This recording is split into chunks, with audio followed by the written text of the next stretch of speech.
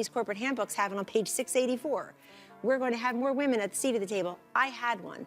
And like I said, I lost some of those policy debates, I won some, but he always liked people to disagree in front of him too. I'm happy that I worked for a president who kept the Oval Office door open to many of us. We can go in and express ourselves. I didn't win every policy debate, but I was heard. And I think any woman in a workplace who is heard by her boss and has a seat at the table should really appreciate that. But he is the president. He represents the country. When he was first there, I remember saying there was a book called Everything I Need to Know I Learned in Kindergarten. You remember that book? I do remember. And it was probably when you were first doing old politically incorrect shows. We were probably talking about Cue that tape. Did Kellyanne Conway just spill the beans on Trump? Bill Maher's show turned into a confession booth when Conway admitted Trump's a fibber. But wait, there's more. Trump's Twitter fingers went into overdrive, calling Conway nastier names than he gives to world leaders. Is this the end of Trump's inner circle, or just another day in the MAGA soap opera? I think the politicians exaggerate and some lie. But didn't he do a lot more than most? I mean, but didn't you once say, I know you did, you once said he doesn't hurl personal insults, normalize anything bad. You know, people have said that he did lie a little more than most presidents. I mean, no president is completely truthful, but he's a bit of a fibber. I was making the point that when it was in the context of something, and I also have seen him be very compassionate towards people. He's gotten people out of jail who were languishing there. Before we move on, I'd like to ask you a small favor. If you appreciate this content, please take a second to like this video and subscribe to the channel. Over 98% of you watch the videos without subscribing. It costs you nothing, but it makes a huge difference to us. So, did you click the subscribe button? Great, thank you so much. Now back to the video. Picture this, Kellyanne Conway looking like she'd rather be anywhere else, sitting across from a grinning Bill Maher. The tension in the room was thicker than Trump's spray tan. Conway's famous smirk was there at first, but it started to fade faster than Trump's hairline in a strong wind. Maher started off easy. I think that corporate America make a big mistake trying to lump them all together and just ignore them. I think that those marauders and murderers, I think that they insult, not represent the whole Trump movement. That's my editorial at the end. But it's I'm already incredibly, on your page. it's incredibly dangerous too. And I know they vote every 2 to 4 years, but they consume products and services every day.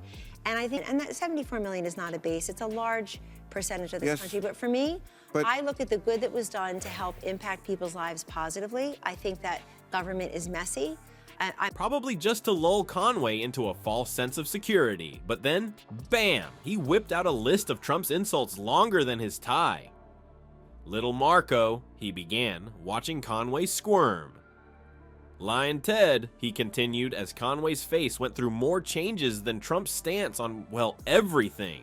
But Maher wasn't done. He kept going with Crooked Hillary, Sleepy Joe, and Crazy Bernie. With each insult, Conway looked more uncomfortable than a vegan at a steakhouse. Her eyes darted around like she was searching for an escape hatch, and her jaw was so tense it could have cracked walnuts. The tension built like a poorly constructed Trump Tower. Would Conway defend her boss or crack under pressure? It was like watching a high-stakes game of political Jenga. With each insult, another block pulled from the tower. And then, it happened. Conway dropped the T-bomb. Trump's a bit of a fibber. The studio went quieter than Mar-a-Lago on tax day. You could almost hear the collective gasp from MAGA world as they choked on their coffee.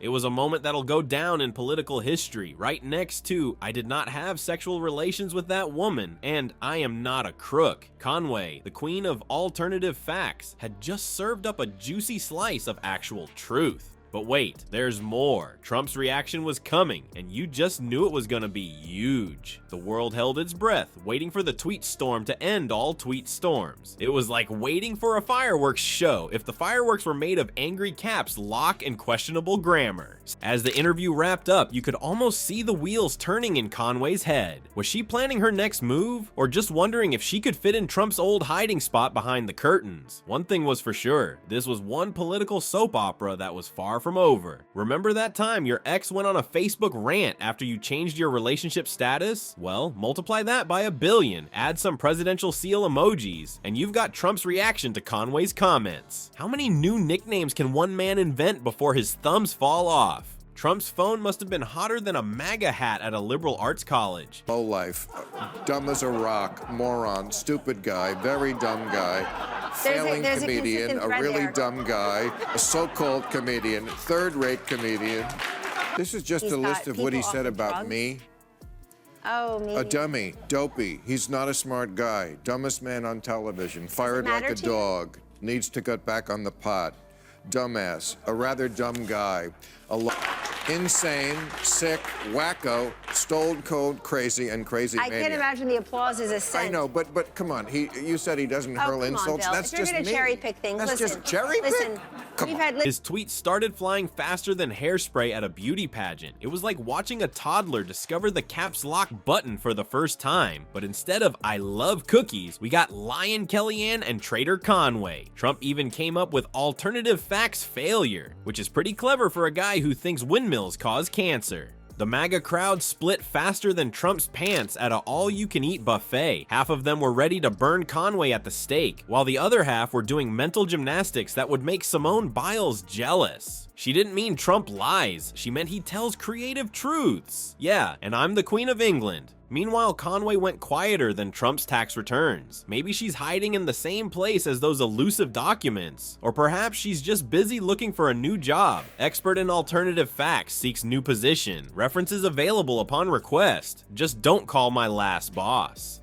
Late night hosts had a field day with this drama. Jimmy Kimmel joked that Conway might need witness protection now. She's gone from spinning facts to spinning in circles, trying to dodge Trump's Twitter missiles. He quipped, "Even Fox News looked more uncomfortable than a vegan at a barbecue trying to spin this one." You could almost see the smoke coming out of their ears as they tried to defend Conway without actually supporting her. It was like watching a dog try to catch its own tail. Entertaining, but ultimately pointless. As for Trump's inner circle, it's starting to look more like a game of musical chairs. Who's next on the chopping block? Ivanka, Jared, maybe even the MyPillow guy. At this rate, Trump's going to be holding a cabinet meetings with his golf caddy and the Mar-a-Lago pool boy. In the end, Conway's slip shows that even the best spin doctors can't always keep their stories straight. In Trump's world, telling the truth is about as welcome as a vegetarian at a steakhouse. Will honesty make a comeback in politics? Don't hold your breath, folks. But hey, at least we're getting some quality entertainment out of this political circus. So what have we learned from this whole Conway-Trump-Maher fiasco? Well, for starters, even the best spin doctors can sometimes trip over their own tongues. Conway, the queen of alternative facts, just couldn't keep her story straight. It's like watching a magician accidentally reveal how the trick is done. Kinda ruins the whole act, doesn't it? In Trump's world, telling the truth is about as popular as a vegan at a barbecue. But hey, at least we got some quality entertainment out of this political circus. Will honesty make a comeback in politics? Don't hold your breath, folks. It's like waiting for Trump to admit he lost the election. You might be waiting a while. But who knows, maybe Conway's slip-up will be the slingshot that takes down the Goliath of political lies. Or maybe it'll just be another day in the MAGA soap opera. Either way, pass the popcorn. This show's far from over.